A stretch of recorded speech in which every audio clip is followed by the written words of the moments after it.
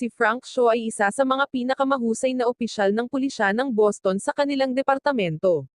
Mahilig siyang makinig ng klasikal na musika at palagi niya itong pinakinggan sa umaga sa pamamagitan ng kanyang mga vinyl record. Bukod dito, mahilig din siyang mag-enjoy sa kanyang morning coffee sa balcony ng kanyang apartment bago pumasok sa trabaho.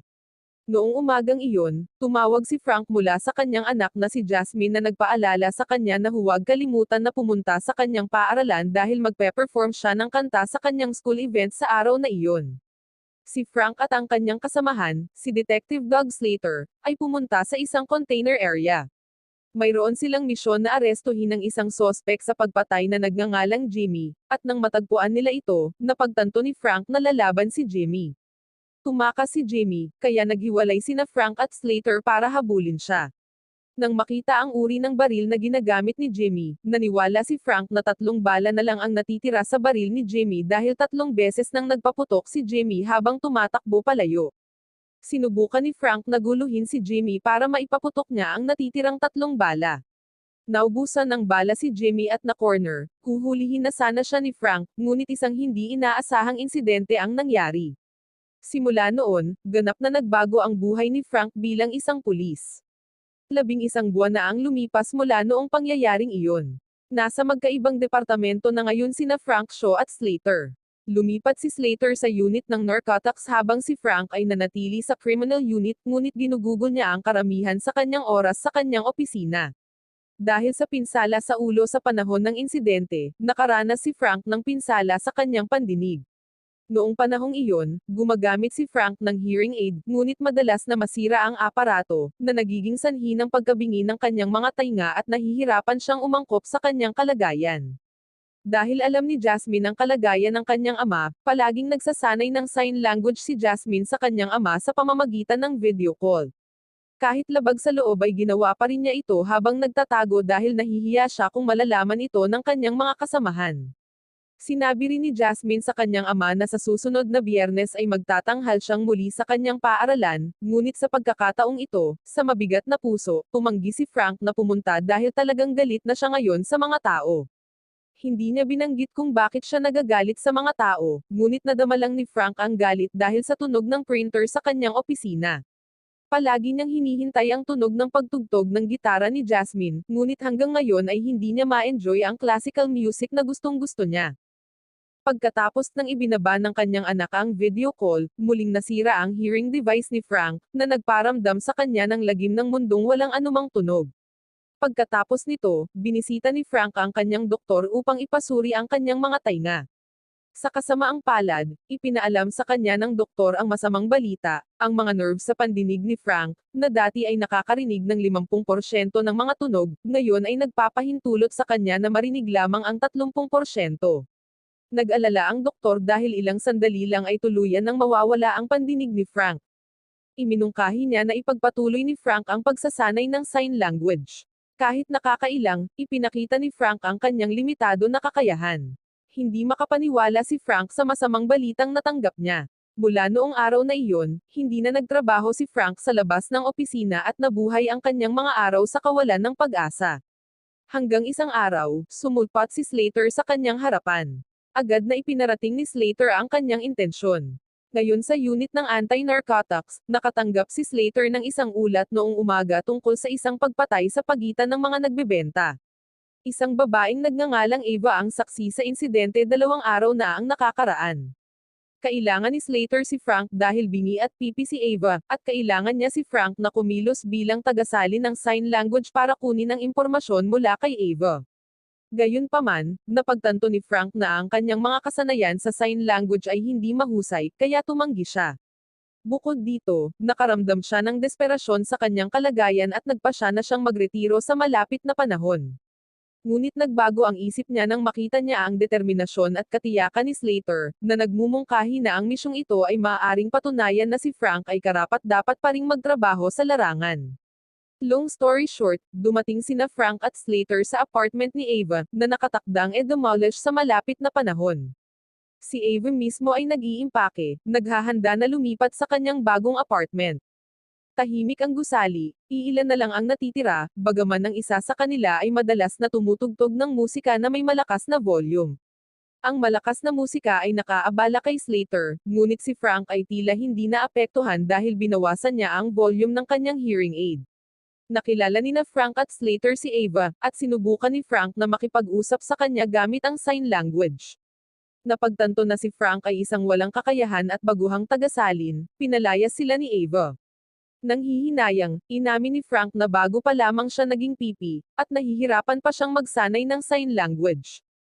Nang hihinayang, sa wakas ay tinanggap ni Ava sina Frank at Slater. Nagbigay siya ng ebidensya upang suportahan ang kanyang testimonya, na nagpapaliwanag na 2 araw na ang nakalipas, hindi niya sinasadyang nakunan ng larawan ang insidente habang kumukuha siya ng mga larawan ng kabilugan ng buwan. Inamin ni Ava na tumagal siya ng 2 araw para magkaroon ng lakas ng loob na magbigay ng kanyang testimonya. Tiniyak sa kanya ni Frank na ginagarantiyahan ng pulisya ang pagiging confidential ng kanyang pagkakakilanlan bilang isang saksi. Habang abala si Slater sa pag-iipon ng impormasyon, pumunta si Frank sa banyo, tinitingnan ang kanyang cellphone.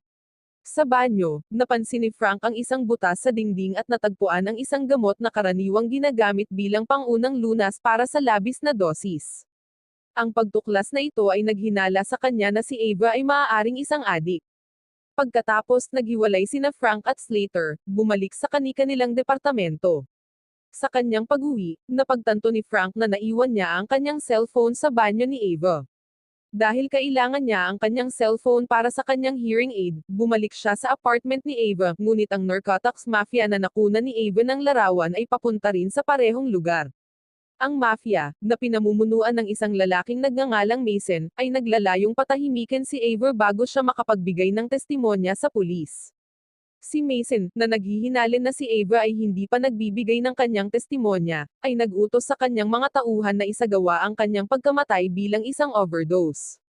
Nang makarating si Frank sa apartment ni Ava, napansin niyang may mali. Isang kakaibang lalaki ang nakabantay sa pinto ng apartment ni Ava. Nang maramdaman ang panganib, ginamit ni Frank ang emergency na hagdan para marating ang bintana ng kwarto ni Ava. Nang makita niya ang isang baril sa sahig sa loob, sinira niya ang bintana, kinuha ang baril, at hinarap ang mga kriminal. Matapos barilin ng isa sa mga miyembro ng mafia, mabilis na tumakas si Frank sa apartment kasama si Ava, ngunit hinabol sila ng mafia. Sa kabila ng pagkaka-corner sa isang punto, nagawa ni na Frank at Ava na magtago sa isang bakanteng silid. Samantala, kinailangan pang bumalik ni Mason para tingnan ang sugatang kasamahan. Nang makitang natarante si Ava, sinubukan siyang pakalmayin ni Frank. Gayunpaman, ang mabilis na paggalaw at kakayahan ng mafia na subaybayan si Ava ay naghinala kay Frank na mayroon silang mga koneksyon sa loob ng pulisya. Pagkatapos ay binanggit ni Frank na nakakita siya ng mga droga sa banyo ni Ava, na nagpahayag ng kanyang hinala na maaaring siya ay isang adik. Gayunpaman, itinanggi ni Ava ang pagiging isang adik. Sinabi niya na matagal na siyang hindi gumagamit ng droga at ipinaliwanag na ang taong namatay sa picture na nakunan niya ay isang dealer na binibisita niya noong gumagamit pa siya. Nanumpa si Ava na nagsasabi siya ng totoo. Pagkatapos ay nagtanong si Frank tungkol sa mga natitirang residente ng apartment building, at isiniwalat ni Ava na 3 tao na lang ang natitira, isang babae na nagngangalang Mrs. Diaz, na kasalukuyang nasa trabaho, at si Dante, isang lalaki na madalas magpatugtog ng malakas na musika. Nagpasya si Frank na pumunta sa silid ni Dante upang hiramin ang kanyang cellphone at nangako kay Ava na babalik siya sa pamamagitan ng paglalagay ng pera sa ilalim ng pinto bilang senyales. Sa kasamaang palad, ang baterya ng earpiece ni Frank ay naubos na nag-iiwan sa kanya na hindi makakarinig ng anuman sa kritikal na sitwasyong ito. Samantala, nakipag-ugnayan si Mason sa isang ilegal na serbisyong medikal, at dumating ang isang babaeng nagngangalang Brooke upang gamutin si Hector. Si Ava naman ay saglit na tuwang-tuwa nang makita ang 2 pulis sa kanyang apartment. Gayunpaman, nakumpirma ang hinala ni Frank, ang mga pulis na ito ay talagang nagtatrabaho para kay Mason. Nang makipagkita si Mason sa mga opisyal, natuklasan niya ang cellphone ni Frank, napagtanto na sina Frank at Ava ay hindi pa nakikipag-ugnayan sa sinuman para humingi ng tulong. Inutusan ni Mason ang kanyang mga tauhan na magbantay habang inutusan ang mga opisyal na halugugin ang bawat silid sa gusali ng apartment. Di nagtagal, isang piraso ng pera ang inilagay sa pintuan ng silid ni Ava, hudyat ng pagbabalik ni Frank. Gayunpaman, napilitan siyang bumalik na walang dala. Naalala tuloy ni Ava ang isang mahalagang bagay, may telepono sa elevator na magagamit nila para tumawag at humingi ng tulong. Long story short, nagpunta sina Frank at Ava sa elevator kung saan nakipag-ugnayan si Frank sa 911. Sa kasamaang palad, dahil hindi marinig ni Frank, agad niyang tinapos ang tawag, sinabi ang kanyang mensahe bago tumugon ang operator. Ang mga tauhan ni Mason, na nanonood sa CCTV, ay napansin ang kanilang mga aksyon at mabilis silang pinuntahan. Dumating ang mga tauhan ni Mason at isang shootout ang naganap. Ginagamit ni Ava at Frank ang elevator para makatakas. Gayunpaman, inasahan ng mga tauhan ni Mason ang kanilang mga galaw at hinintay sila sa palapag na kanilang pupuntahan. Mabilis na nag-iisip, pumunta sila sa ibang palapag upang lituhin ang mga tauhan ni Mason. Hinuhulaan ni Frank na lahat ng tauhan ni Mason ay humahabol na sa kanila, kaya nagpasya siyang bumalik sa silid ni Ava.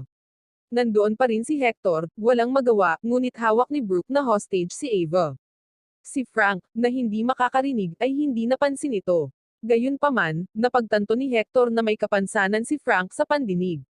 Sa kabutihang palad para sa kanila, si Brooke ay hindi nais na makialam sa isang bagay na hindi angkop sa kanyang trabaho. Hindi mahanap ni Frank ang kanyang telepono, kaya kinuha niya ang telepono ni Hector at nagtago sa katabing silid. Nang dumating si Mason, mabilis niyang napagtanto na kinuha ni Frank ang telepono ni Hector, kaya tinawagan niya ito. Sa kabutihang palad, si Ava ay bihasa sa pagbabasa ng mga labi at napansin ang plano ni Mason. Nang makita ang isa sa mga tauhan ni Mason na nagbabantay sa labas, sinamantala ni Frank ang pagkakataong makatakas kasama si Ava sa pamamagitan ng pagdaan sa emergency stairs. Sa kalaunan ay nagtago sila sa silid ni Mrs. Diaz, kung saan ginamit ni Frank ang telepono ni Hector para magpadala ng mensahe kay Slater. Maya-maya, tumawag si Slater sa pamamagitan ng video call. Gayunpaman, dahil hindi marinig ni Frank, kinailangan ni Ava na basahin ang mga labi ni Slater at isasalin ang kanyang mga sinasabi kay Frank. Habang hinihintay nilang dumating si Slater, sinusubaybayan ni Mason ang signal ng telepono ni Hector sa tulong ng kanyang mga koneksyon sa pulisya, na inihayag ang lokasyon ni Frank. Ito ay humantong sa isa pang matinding habulan. Sa wakas ay napagtanto ni Frank na ang telepono ni Hector ang dahilan kung bakit sila natunto ni Mason. Bagamat mahalaga ito para sa komunikasyon, nagpasya siyang iwanan ito upang maiwasan ang karagdagang pagsubaybay at ipagpatuloy ang kanilang pagtakas. Hindi nagtagal, dumating si Slater, ngunit dumating siyang mag-isa ng walang reinforcements, na tila minamaliit ang panganib. Si Frank, na nag-aalala para sa kanyang kaibigan, ay naghanap ng paraan upang makarating sa ground floor. Nagpasya siyang gamitin ang hagdan ng emergency lift ngunit nahuli siya ng isa sa mga tauhan ni Mason. Mabilis na kumilos si Ava, buong tapang na tumalon sa hagdan, habang si Frank naman ay lumalaban sa lalaki. Sa kabila ng kanyang mga pagsisikap, buhay pa rin ang kalaban, kaya napilitan si Frank na tumalon at bugbugin siyang muli upang matiyak na makatakas sila. Nang marating ni Frank ang first floor, huli na siya, si Slater ay na-hostage na ng mga tauhan ni Mason. Sa pagkabigla ni Frank, ang kanyang matalik na kaibigan na si Slater ay isa palang traidor. Di nagtagal, nahuli ni Mason sina Frank at Ava. Si Slater, na sinusubukang pagtakpan ang kanyang pagkakanulo, ay nag-alok kay Frank ng $30,000 na suhol para kalimutan ni Frank ang buong pangyayari. Samantala, si Ava ay dinala pabalik sa kanyang silid, kung saan siya ay sapilitang tinurukan ng mataas na dosis ng narcotics, dahilan para siya ay ma-overdose. Dahil sa walang ibang pagpipilian, nagpanggap si Frank na tinanggap ang deal. Gayunpaman, nang nasa elevator na sila, pinagtaksilan ni Frank ang mga tauhan ni Mason, nilock sila sa loob. Pagkatapos ay bumalik siya sa silid ni Ava at nagawang i-neutralize ang narcotics sa kanyang katawan. Nang magkamalay si Ava, binalaan niya si Frank na mayroon lamang silang 10 minuto para dalhin siya sa ospital, dahil hindi magtatagal ang gamot na itinurok niya. Inutusan ni Frank si Ava na magbantay sa pasukan habang sinusunog niya ang silid upang maakit ang atensyon ng mga kalaban mula sa labas. Gamit ang palikuran ni Ava bilang ruta ng pagtakas, naiiwasan ni Frank si Mason at ang kanyang mga tauhan. Nang sundan sila ni Mason, binuhusan siya ni Frank ng isang kemikal na likido, na pansamantalang nagpapabulag sa kanya. Pagkatapos ay nagtungo sina Frank at Ava sa silid ni Dante, na nilagyan ng mga loudspeaker. Ginamit nila ang ingay para magambala si Mason at ang kanyang mga tauhan habang sinasamantala ang kanilang sariling kakayahan na umangkop sa katahimikan. Si Mason, na nagkaroon ng pinsala sa kanyang paningin, ay hindi sinasadyang napatay si Slater sa kaguluhan. Samantala, patuloy na lumala ang kondisyon ni Ava, ngunit nagawa ni Frank na magtago at kalaunan ay natalo si Mason sa isang mapagpasyang laban. Walang pag-aaksaya ng oras, binuhat ni Frank si Ava palabas ng apartment at binigyan siya ng tulong medikal na kailangan niya. Maya-maya, dumalo si Frank sa pagtatanghal ng kanyang anak na si Jasmine sa paaralan. Sa kanyang kasiyahan, nakaligtas si Ava at naruroon din sa kaganapan. Bagamat hindi marinig ni Frank ang musikang pinatugtog ni Jasmine, nakaramdam siya ng matinding kasiyahan sa panunood dahil sa mga masayang reaksyon ng mga manunood habang siya ay tumutugtog ng gitara. Wow naman! Doon nagtatapos ang pelikula mga idolo, salamat sa inyong panunood.